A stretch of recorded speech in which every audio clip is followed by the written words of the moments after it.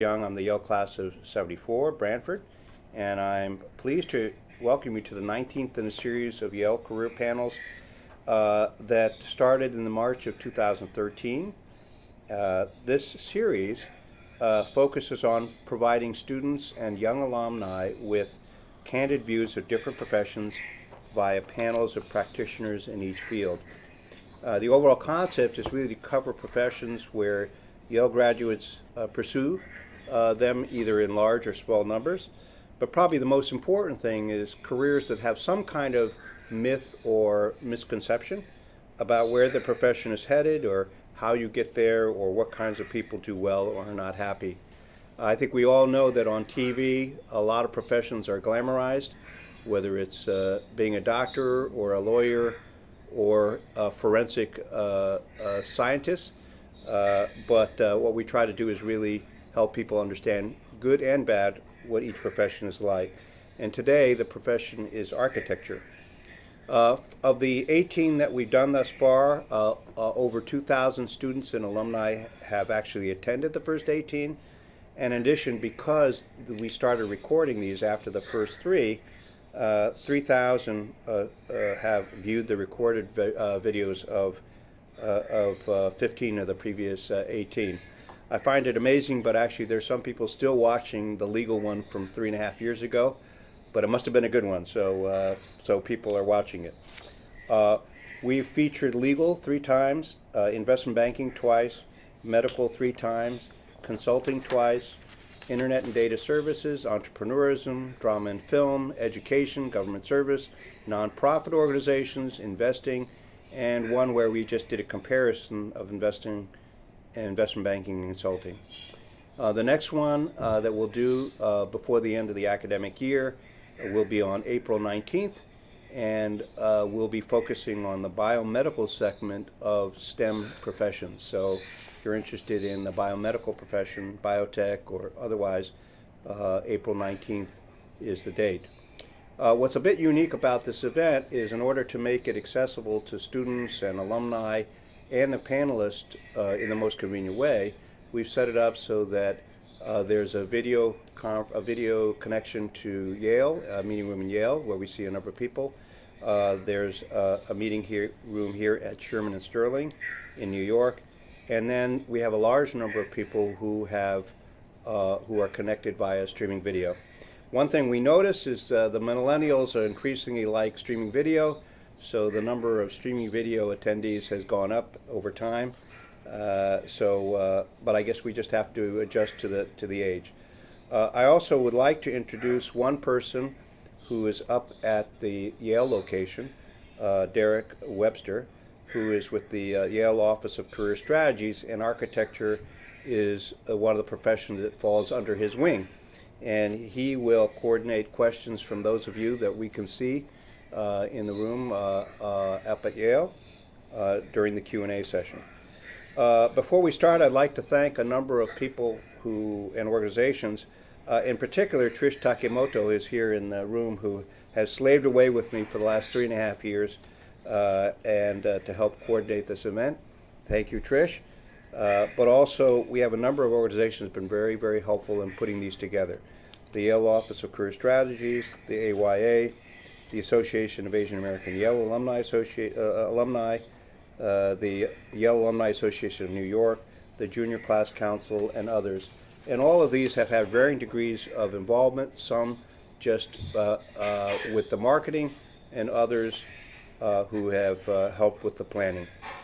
Last, I'd like to give special thanks to Sherman and Sterling, whose offices we're in now, and specifically Yoonji Kim, who's an attorney here at Sherman and Sterling, and they've been very graciously provided the use of their meeting room and their video conference equipment. As many of you know, Sherman Sterling is one of the largest leading global law firms. They serve many public and privately held corporations and financial institutions in the U.S. and abroad. So we very much appreciate that. For today's panel, I'm going to first introduce the panelists, and then I'm going to guide the panelists through the 6 questions that I think all of you see on the invitation that you responded to. And at the end, we're going to open up the session for questions and answers. Now, since we have some people here physically in New York, some via streaming video, and some at Yale, if we're going to do the following. Obviously, if you're participating via streaming video, please send your questions via email to yalecareerpanels@gmail.com. I have an iPad here, so I'll be able to see your questions, and I'll choose questions that come in. Those of you who are here in New York, obviously, of which we have a number over here, just raise your hands. And those of you who are at Yale, just raise your hands, and Derek will coordinate and call on people. We do expect to end promptly at 5:30 because we know that dinner is very important to all of you, particularly those of you up at New Haven. But the panelists have agreed to stay past 5:30 to be able to talk to some of the people here who are in New York who might have some questions. Now, the three panelists that we have here, to my left and your right is Everardo Jefferson, who is a principal and founder of Caples Jefferson Architects, PC. To my immediate right, I have Laurie Kerr, who's a director for policy for the Urban Green Council, who first practiced as an architect and so forth, and is now in government. And then at my far right, who's joined us, who's managed to fight through the rain from her office at the Empire State Building, is Ronette Riley, who's a principal of Ronette Riley Architect. And what we try to do is get some diversity by a variety of things, by the type of architecture, the type of career, obviously by gender, by race, and so forth. I guess we have sort of the UN of panels here. And I will not go through the details of their bios because those are in the on the invitation. So what I'd like to do is then first really just ask each of you to take 1 minute and really just describe briefly what your career has been in architecture. You know, sort of the key things that will be helpful to the audience to know, you know, where you're coming from in terms of experience. Arata, would you like to start? That's an interesting question, where it's been. You've seen my bio, but I guess the question is... Just your career. What do you do, and what do you do now, and how did you get there, right? Oh, we started with doing work for, essentially for the community, we called it. And the issues here was to try to bring high design to communities that the designers weren't serving at the time. And from that beginning, we started to get work with other cultural spheres, for example, community centers and small-scale museums. So that's the beginning of our work, and it started with community work. And you, but you went through architecture school and so forth, and then did you start your firm right out of architecture school, or did you work with for an architecture firm? Yeah. I started my career as an industrial designer, and from there I went to Yale Architecture School. And I worked for a firm for a couple of years, but I realized at the firm I wasn't going to get the experience I needed to be an architect. So then I went to construction management. I was a construction manager at Yale for 6 years. Then transferred back to architecture for 2, and then started my own. Okay, great. Laurie? So I work in policy. At this point, I'd say policy related to greenhouse gas emissions in buildings, and primarily at the city level, and primarily with New York City, although I've worked with other cities like Houston and Los Angeles and Kansas City, promoting similar policies that we've done here in New York. But I started out broadly doing engineering at Yale, and then I went and got a degree in physics. And then I'd always been interested in the arts as well, so I decided architecture would be the right approach. And so I went to architecture school, ended up working for a couple of firms, and then brilliantly going out on my own at the beginning of a recession. And then I had my own practice for about a dozen years. And at the end of that time, the sustainable the idea of sustainable design was emerging in the late 90s. I found it very appealing in terms of all the issues that were being handled comprehensively. And so I started working for the city on their sustainable portfolio, found my way to the mayor's office under Mayor Bloomberg, because what we wanted to do was then to take things to the city level from the building by building level. So, in a nutshell, that's what I've been doing. Terrific. And Ronette? I started in physics and decided I didn't want to spend the rest of my career with my classmates. So I quickly moved to architecture, and so I did the more traditional path. I did Berkeley as an undergraduate with a major in architecture, and then Harvard Graduate School of Design with a master's in architecture. I worked briefly in San Francisco. I'm from the West Coast, and then moved to New York and worked for 9 years with Philip Johnson, John Berge Architects, and have had my own practice for 28 years, doing a variety of things from 1% work to social housing, corporate, interiors, retail. Let me start out. By the way, not to demean physics, but 3 out of the 4 of us started in physics. So, but I don't mean to say a negative thing about physics, right?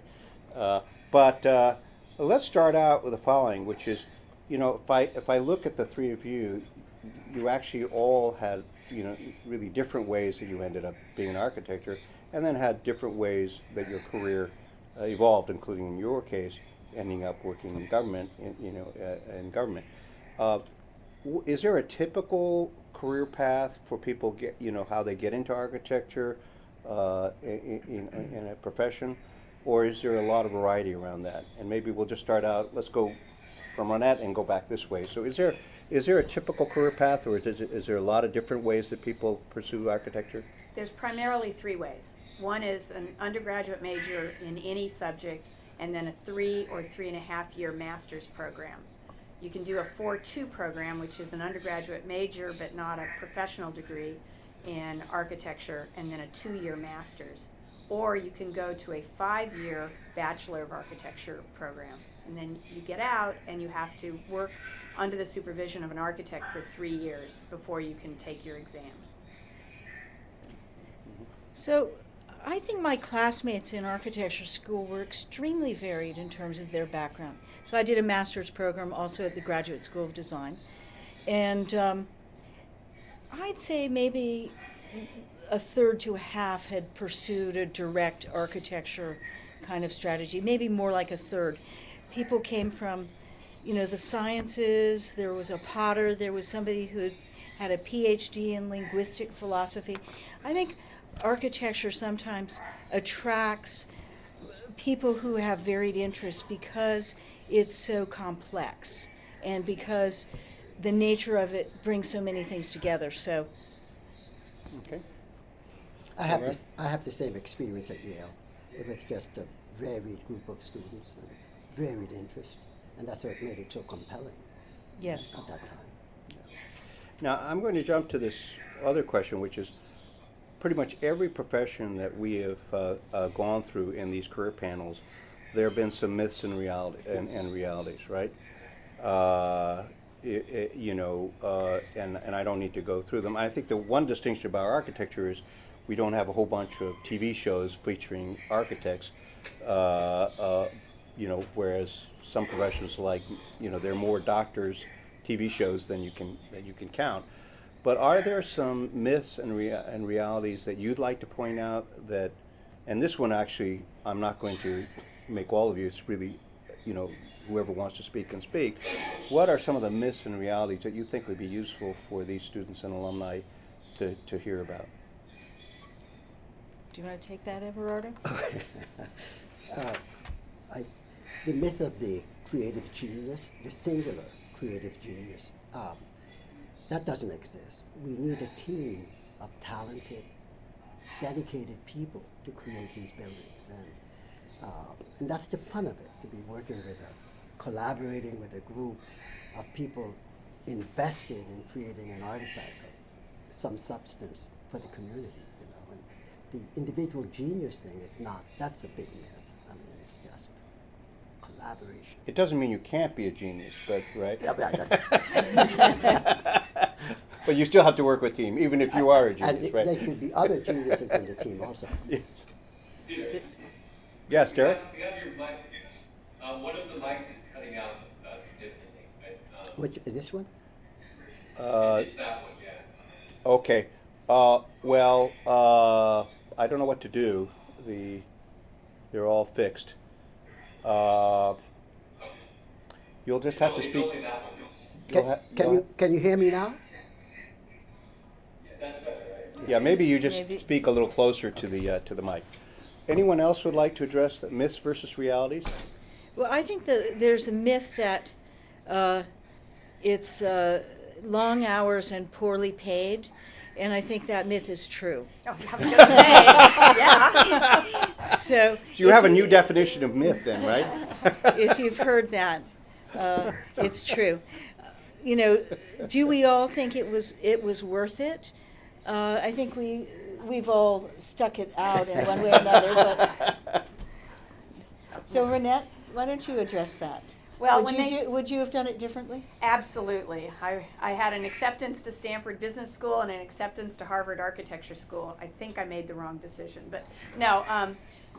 Paul Rudolph, a very famous architect who did the Yale School, said that you become an architect because you can't think of doing anything else. And I think that it's not a career, it's a lifestyle, it's a passion. And I think that that's really, you have to, you go into it, the money is distressingly bad. We're the first, oops, did we lose everyone? Yeah, you better get the other person to connect. We're disconnected. Let's stop for 1 second. The video connection to Yale has been disconnected, so we're going to get the person to fix it. And while we wait, there are 2 TV shows, Mr. Ed and The Brady Bunch, Oh, is that right? where they were architects. Well, I don't know if So talking can to hear. a horse and Hold on 1 second. and having 6 children, I don't know if that's. I am going to call the person over there. We have someone here from Sherman Sterling. He's around the corner who'll come and figure out what the issue is here.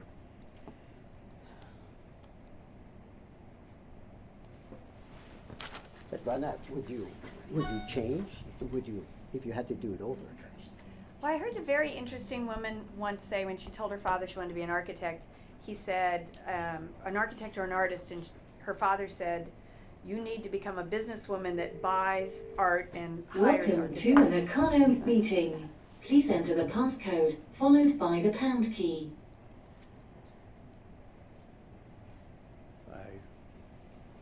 Please enter the passcode followed by the pound key.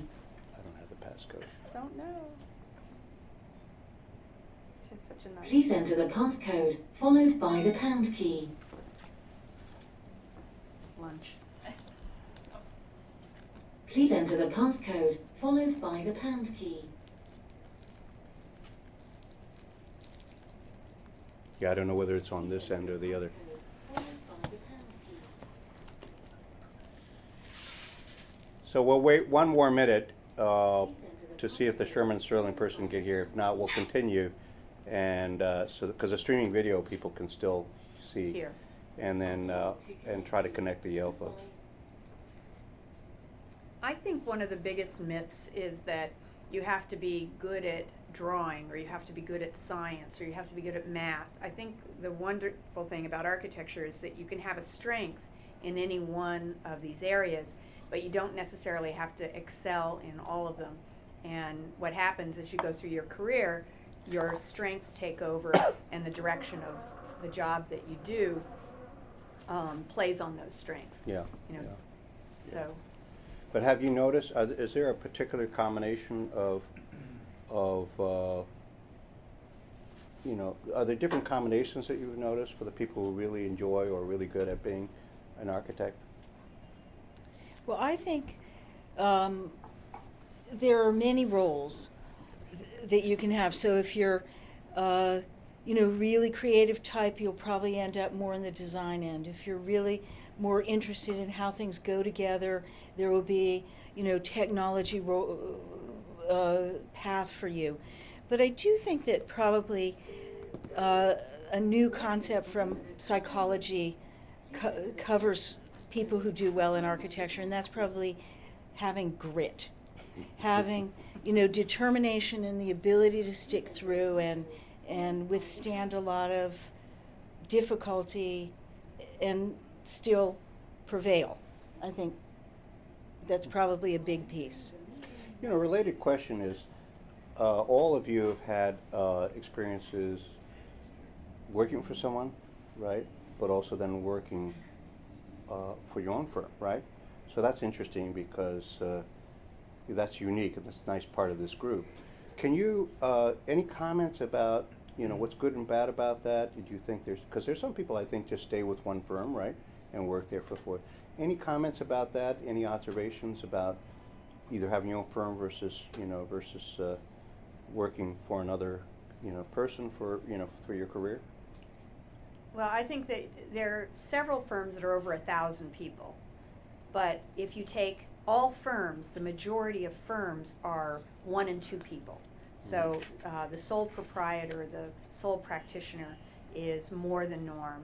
In large cities, you'll have larger firms. But I do think that people find where they're comfortable. If they're risk adverse, they're not going to open their own firm. Or they're not going to stay open for very long. So you have to have a certain entrepreneurial attitude to run your own firm, and a certain people skills, because you have to get work, you have to encourage your employees to actually do the work, and you have to have a little bit of bill collector.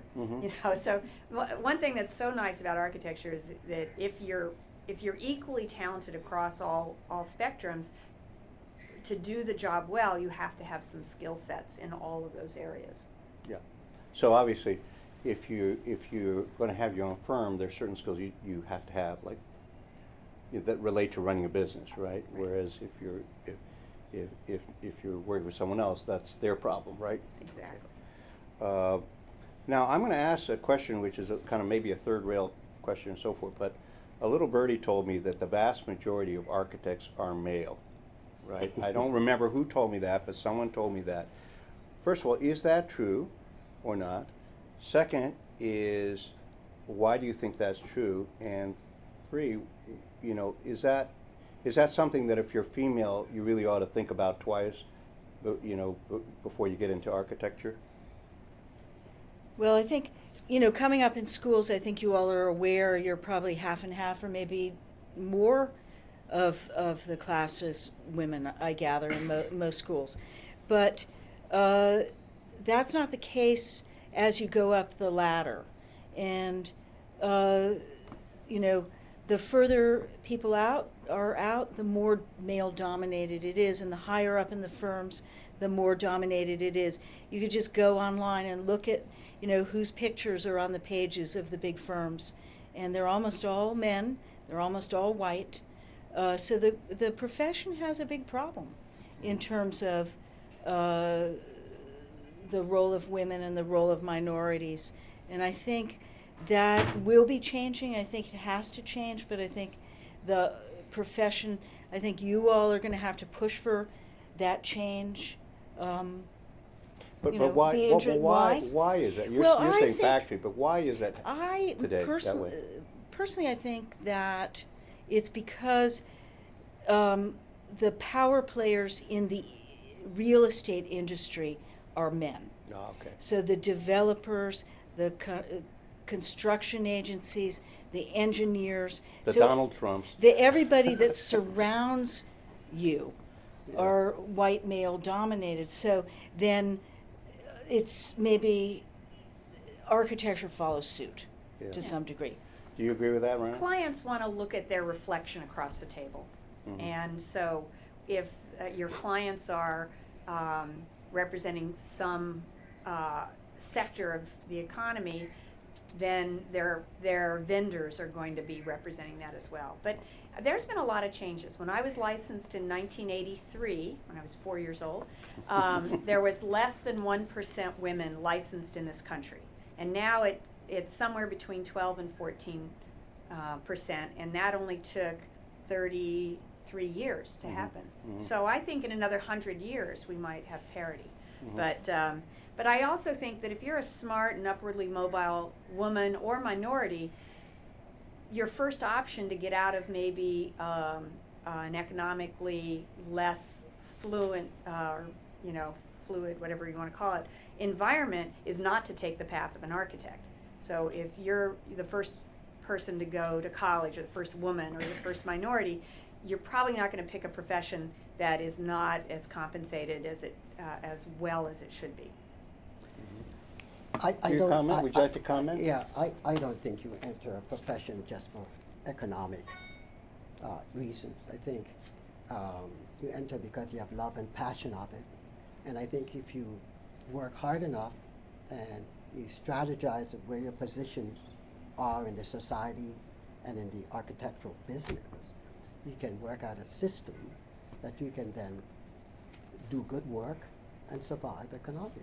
I think there's a path to that, and I look at it as a kind of for this next generation to think about it in a kind of a optimistic way rather than a negative way. And I think it's the profession is being redefined now to a broader, getting broader. The definition is changing.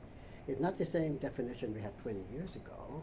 It has green issues. It has changes in spatial configurations. It has to do with community issues.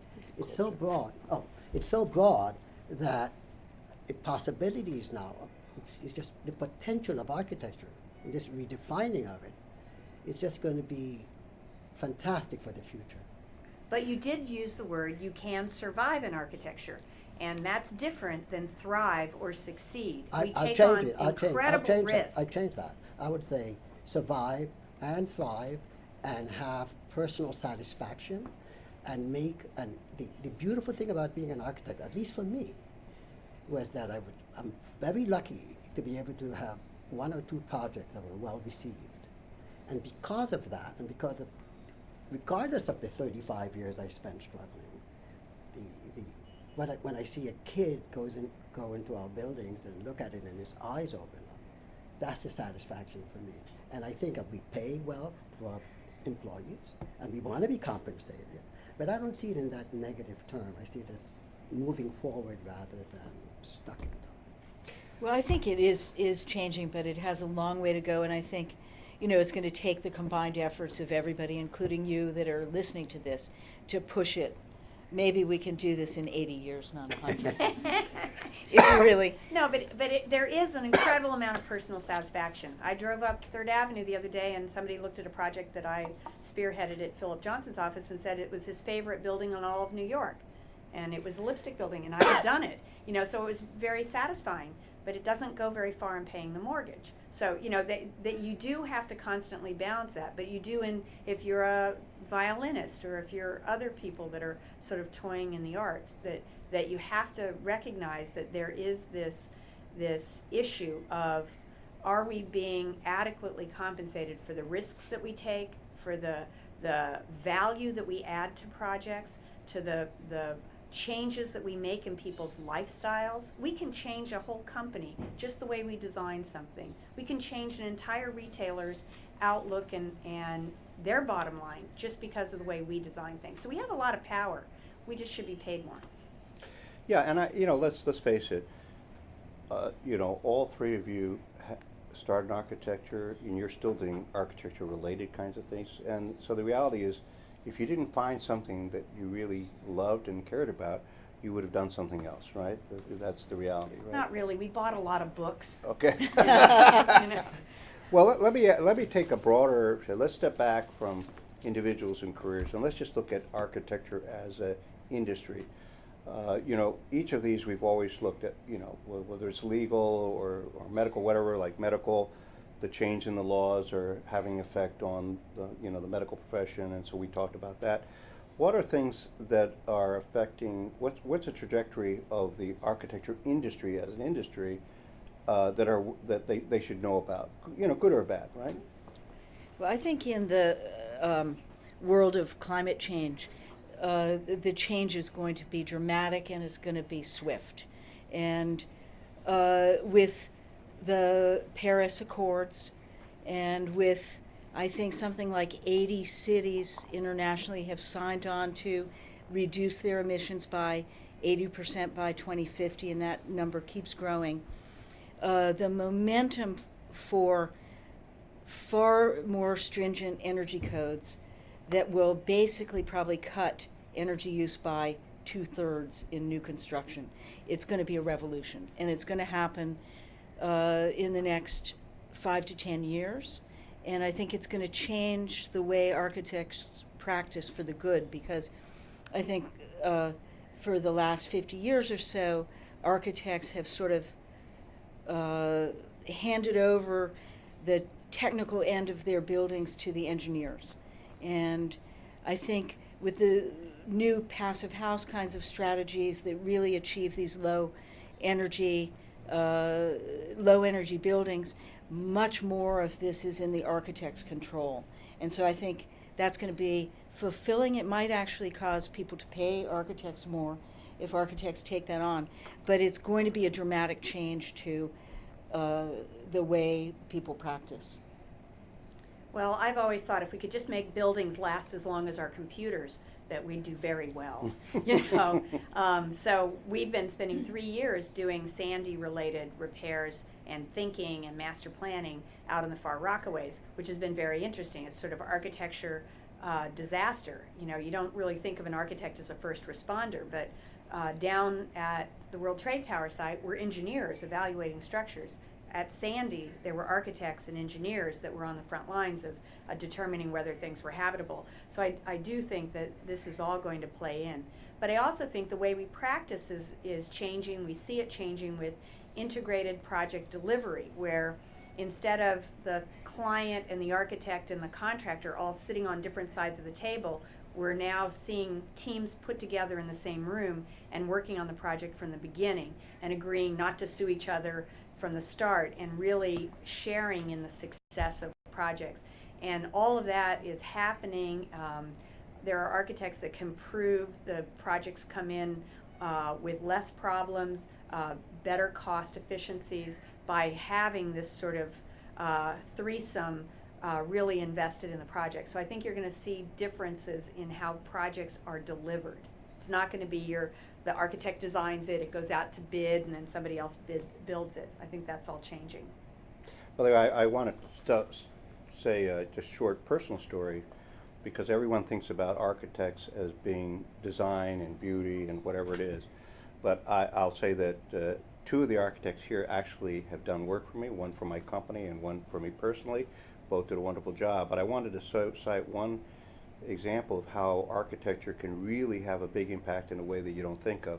Lori, when she had her own firm, did work for my company when we were moving into our offices at 230 Park. And half of what she focused on was the way people work in their space, and the way heat is generated, and the way all these dynamics and how people then flow through. And she said, you had to put this here because that, you know, it really made a huge difference. And every day we're very grateful, because it wasn't so much the actual physical beauty, of which the office is lovely, it improved the way people work together. And I think one of the things you should think about is that the scope of the impact that a good architect could have goes well beyond just what it happens to look like, right? And same thing with, you know, the work that Ronette did. So I just want to say that just because I think that's part of what is something that's great about architects, right?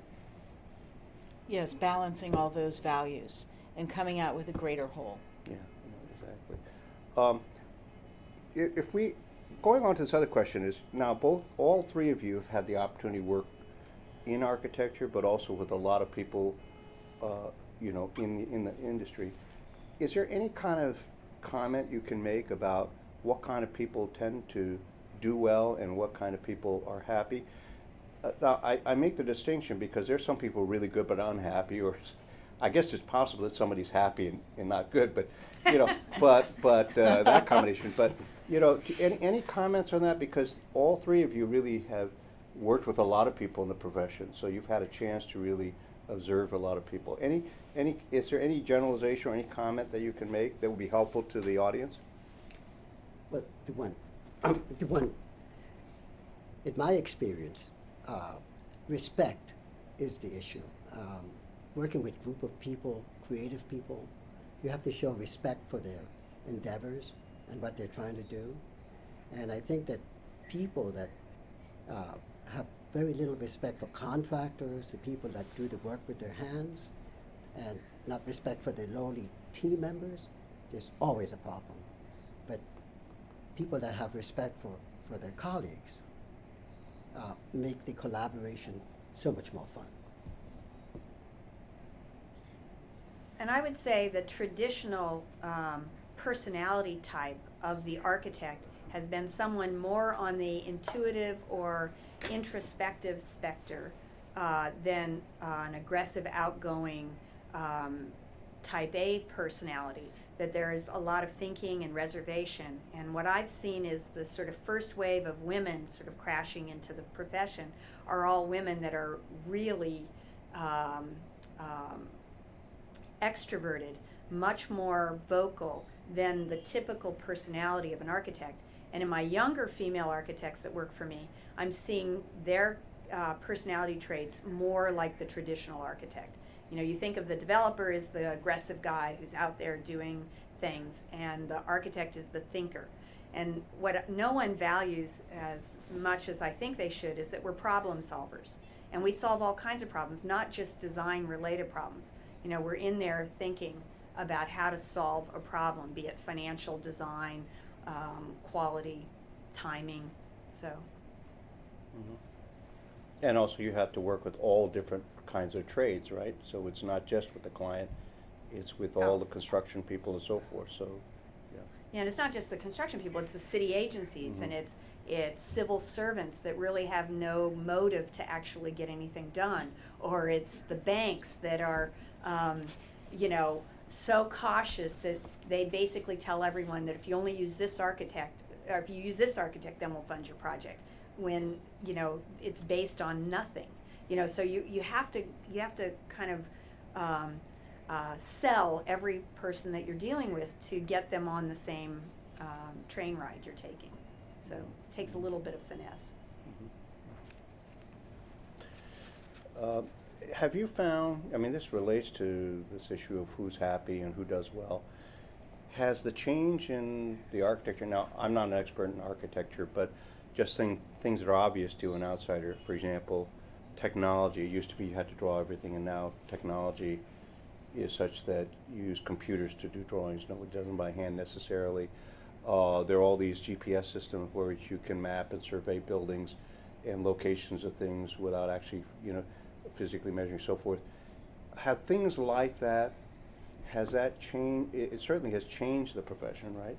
But has it changed what the skill set is for people who are going to be successful, unsuccessful as architects?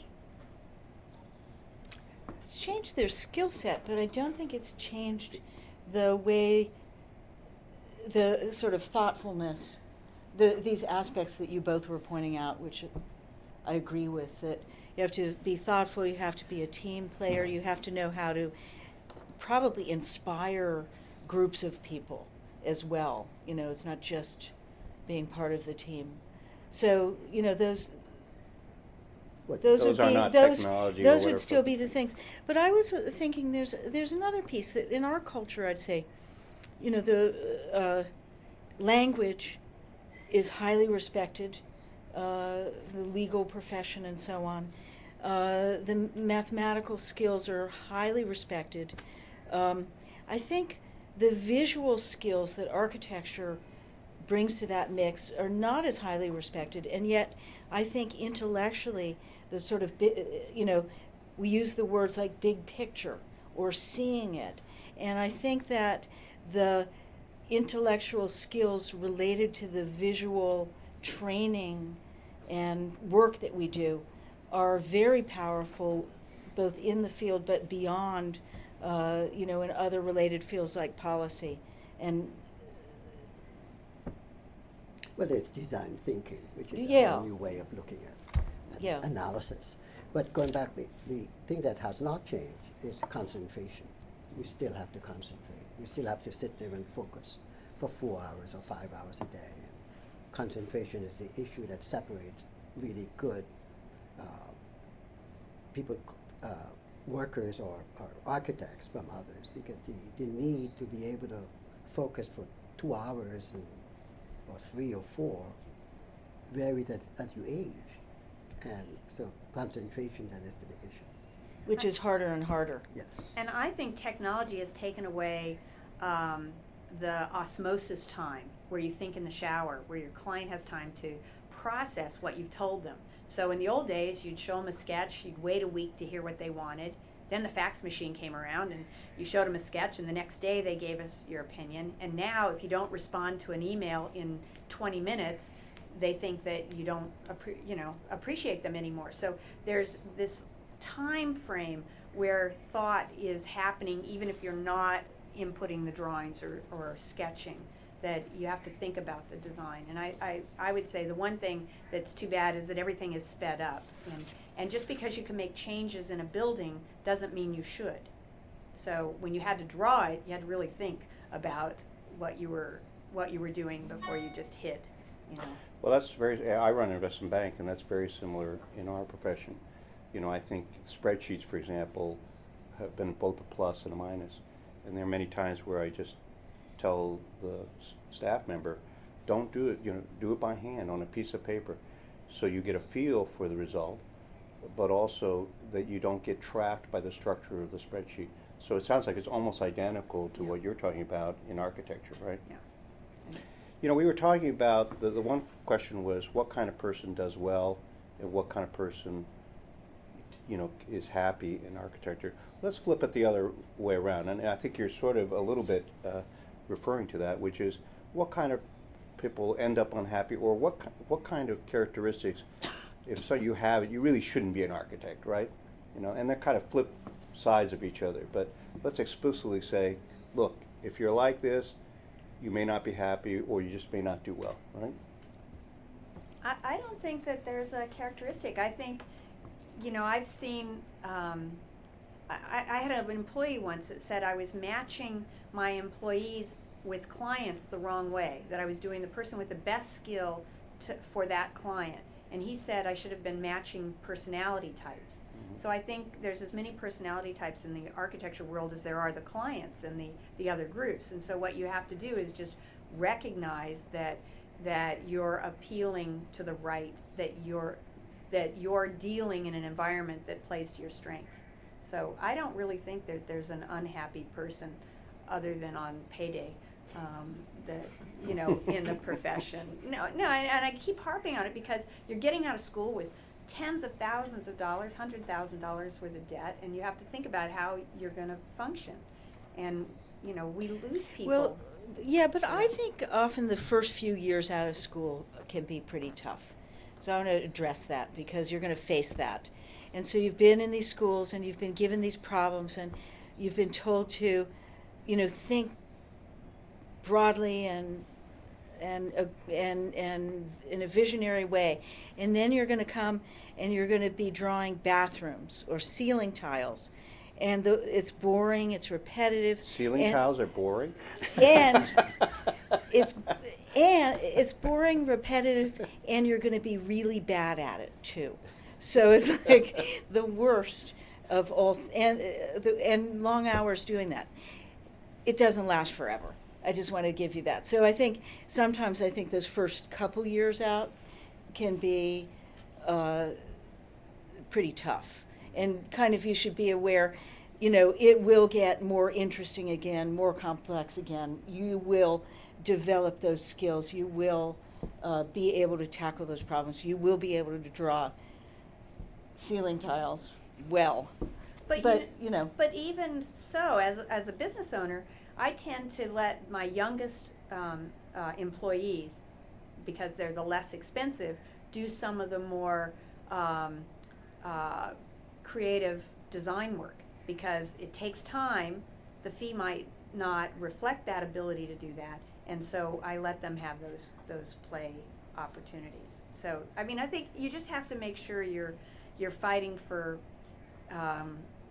being exposed to a lot of different opportunities. Right, so maybe picking that first job Yeah. and finding that person that will let you do those creative things Now, would be a smart move. recognizing that we want to leave enough time for Q&A at the end, and we're sort of 10 minutes away from the end, I want to ask the last question, and then we'll open it up to questions, and we'll rotate between Derek, up at Yale and New York and online. And the last question is this. For the people who don't end up retiring as an architect, what do they typically do? But we ask this of every profession, and it's interesting what answer you get when you go through the different professions. Oh, I made a list of colleagues of mine, construction managers, museum directors, facilities managers, design build experts, academics, public agency managers, owners representatives, critics, real estate agents, developers, editors of architectural magazines. So a wide variety. Wide But all related To arch- to architecture. So interestingly, not falling that far from the tree. I disagree. This morning, Berkeley came by and asked me to go through a list of Berkeley architecture graduates and see if I knew any to hit them up for money. And they had where they worked next to their name, and I was shocked at the number of people in the film industry.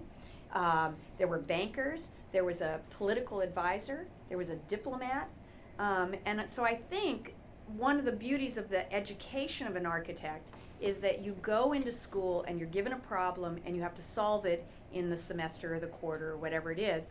Whereas most other disciplines, you go into a lecture hall, you're told what to read, you're told how to interpret it, and then you're required to regurgitate it back to them. So architecture is this sort of interesting way of learning where there's no right answer and your entire process is problem solving. So I think it lends to a lot of different. But it goes beyond that, right? Because obviously there's a skill set, right? It's not just problem solving. There's a technical element. There are a bunch of there's project management, right? That it's not just problem solving, but project management. So what clearly is the case is, just like, for example, lawyers learn a certain way of solving problems, and then they end up doing other things for which those skills are very helpful. So I think one thing I'm hearing is that you may disagree about exactly where people end up, whether it's in politics or construction management, whatever. But one good thing about architecture is if you don't stay in it, you develop certain skills that are useful in doing other things, right? Is that fair? Well, I think since we went to school too, all the options related to the film industry in particular have opened up. So all those computer skills, it's probably not news to you all that those are valuable skills in other industries too. So I'm sure some of you are already looking at that.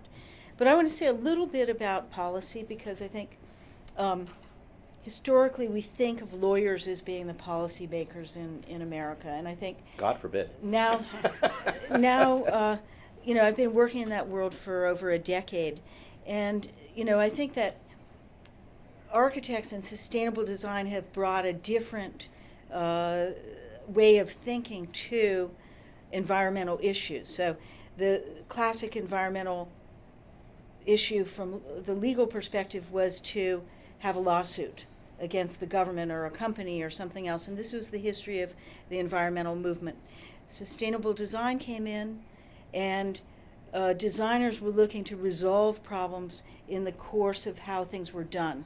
And I think that this type of sort of resolving problems rather than bringing them to a head is a kind of way of thinking that architects can bring to even larger scale issues than buildings. So, I think I would encourage more architects to think, not immediately think you need to build up your skill set, but 8-10 years out, of shifting to a larger scale. If you're interested, I think you have a lot to bring to it. Now I'm going to stop our panelists now and really open it up to questions. And just arbitrarily, I'm going to start with the people here in New York. And all I'd ask is if you have a question to speak loudly so that it, ends up at the microphone. Does anyone have a question they'd like to ask? Yep, and tell us your name and. All right, I'm Sam, and I was wondering if you could speak to the work environment in architecture. What the pressures are like, what the day-to-day work environment is like for people in the profession. Well, you have to know, first of all, there's 24 hours in a day, and then there's all night. So once you understand that, so when people walk out of my office at 5:30, we're usually saying half day, things like that. But no, there's long hours, but you need it to, sort of accumulate skill sets. But it's usually open environment, benching, seating, talking and discussion and conversation and working together and intense deadlines and, so I think it's pretty fun. It's a collaborative environment, so it's open and discussions. It's almost like a studio charrette at school. Okay. Let's Derek, do you want to see, is there anyone at Yale who has a question, and maybe they can come up to wherever the mic is?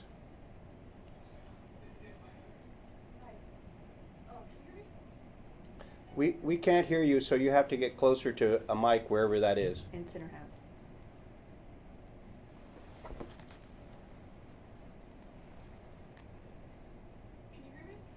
Hold on one second. We're turning up the volume here. Hold on just one second. Yes. I've got the remote. Okay, go ahead. Can you hear me now? Yeah, we can hear you now. Okay, great. My name is Victoria. I'm a current sophomore architecture major at Yale, and I'm really interested in structural engineering, sustainability, and optimization of material use, but exclusively in the context of architecture. And that leaves me with a lot of choices in my undergraduate, where I can continue my four-year architecture degree and then go to graduate architecture school, or I can do something in management or do mechanical engineering. And what would you recommend? Because in the long term, I'd like to make design decisions in the long term of my career that encompass all of these things, structural, sustainability, etc.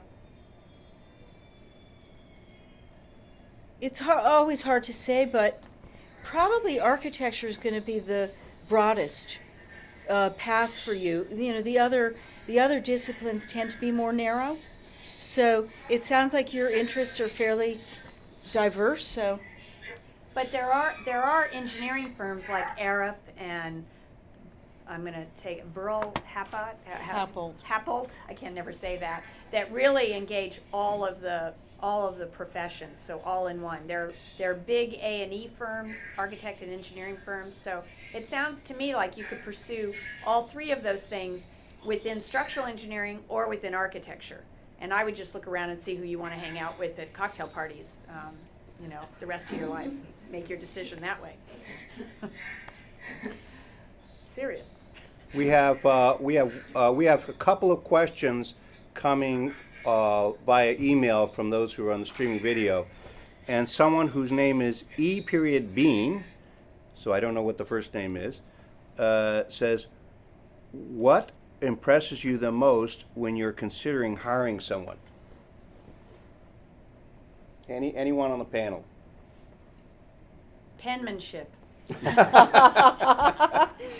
If somebody can write like an architect, they get instant credibility with the clients, even if they're young and inexperienced. If they have messy penmanship, they should be in med school. But I think you want to look and see if somebody's enthusiastic and contributory. If I could speak English, I'd be a lawyer. But, We typically, the portfolio is very important, the work itself, and the enthusiasm that goes with the work. So if you have those two attributes, we tend to be happy with that candidate. Derek, we'll take another, we'll reverse the order. We'll take another question from Yale. If there is one. We're actually out of questions. We're out of questions. Any other questions here in New York? And we have another one online. Yes, go ahead and mention your name. Sure. My name is Shu Takahashi. So could you guys talk a little bit about what were some of the biggest surprises you found as you progressed in your career, whether they were pleasant or unpleasant?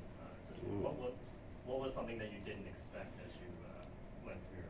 For those of you who may not hear, the question was, what were some of the any big surprises that happened in your career? Being sued for things that I had nothing to do with. So you're an architect, you have incredible liability. You know, we can kill lots of people at once. But I was sued for $15 million for windows on a condo conversion that I didn't do. In fact, 10 people were sued. The only 2 people not sued were the window manufacturer and the window installer because they didn't have insurance. So that was a surprise. So you have to be very conscious of the public welfare, the liability associated with the decisions you make, and those decisions have major ramifications. So that was my big surprise. I was pleasantly surprised when I was working with contractors. Everyone claims they're very hard in New York, they're very difficult. But the people were really good, and they were really friendly, and you could really get them, you could develop a rapport, which I didn't quite think I could.